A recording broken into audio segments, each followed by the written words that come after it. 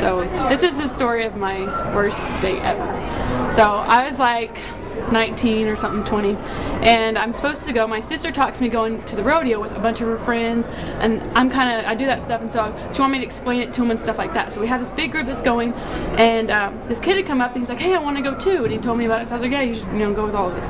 Well, comes time for the rodeo, everybody bails. My sisters are actually out of town, and the kid shows up at the house, and so nobody's there. I was like, well, we'll go and see who's down there. So we go to the rodeo together, and I'm thinking, I really don't want to be on a date with him. This is not a date. Do not let him pay for it. Yeah, this isn't a date. So we go on the rodeo and nobody's there, and so we watch the rodeo and we're coming out, and I'm thinking this isn't a date, and I keep trying to talk myself out of it. And so anyway, afterwards this song comes on. It's Redneck Woman, and he tells me, hey, that reminds me of you. And I was thinking, I don't know if that's a compliment, like, anyway, so he says, well, I'm hungry, and I'm thinking, oh, this is getting more like a date as we speak.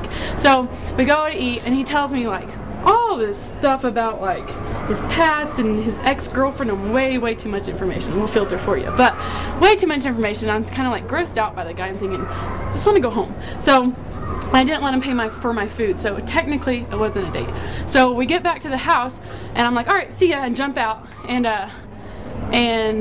he says, hey, can I use your bathroom? And I thought, okay, yeah, that's fine. So he goes into his restroom, and I go out back to check on my dog. And I come back inside thinking he's fixing to leave, And he's like sprawled out on my couch, turned on my favorite movie of all time, and he's like, hey, we should watch a movie. And I was thinking, ew, you're gonna ruin my favorite movie, like, no.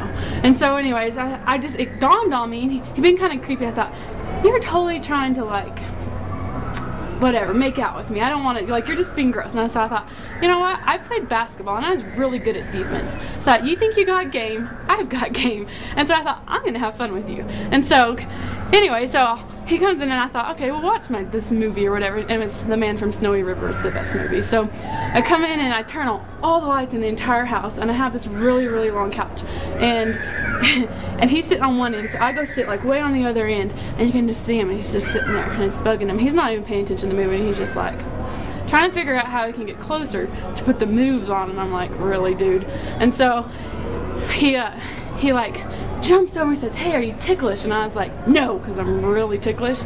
And so I'm like, don't touch me, because I'm really ticklish, and anyways, just they start trying to tickle me, and I was like, I have my boots on, and I was like, no, really, I'll kick you on accident, like, I really don't like to be tickled. And so anyway, he keeps trying to tickle me, so I kicked him, and really hard, and he's like, anyway, he's like, ow, and I was like, no, really, I can't, don't tickle me, I don't like it. And so anyways, and so then he's sitting back on the couch, and I get up to turn on the fan or something because it's super hot, and he's like, I can see his little brain working to get the next move, how he's gonna hit on me again. I'm thinking, you're creepy. And so I go to sit back down on the couch, and he's like he's a couple panels over or whatever, and right as I sit down, he like jumps over, like, and reaches out, and he's trying to put his arm not just around my back, but he's trying to go for my waist. And I caught him in the middle of it, and I smashed his hand against the couch, and had his little hand was just poking out right there, and he couldn't do anything, and I thought, I got him, and it was so uncomfortable. So I sat there for like an hour and a half, smashing his hand against the couch, and kept saying, are you comfortable? I was like, oh yeah, my neck's like this, and I'm like, really comfortable, and I'm smashing it as hard as I can, and his little hand's poking out, and he keeps trying to reach around and like rub my arm and stuff.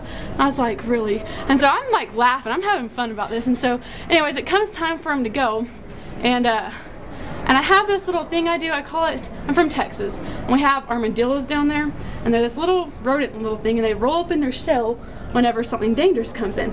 And so I thought, oh, I'm totally doing the armadillo roll on this guy. I thought, surely he won't have the nerve to try to kiss me.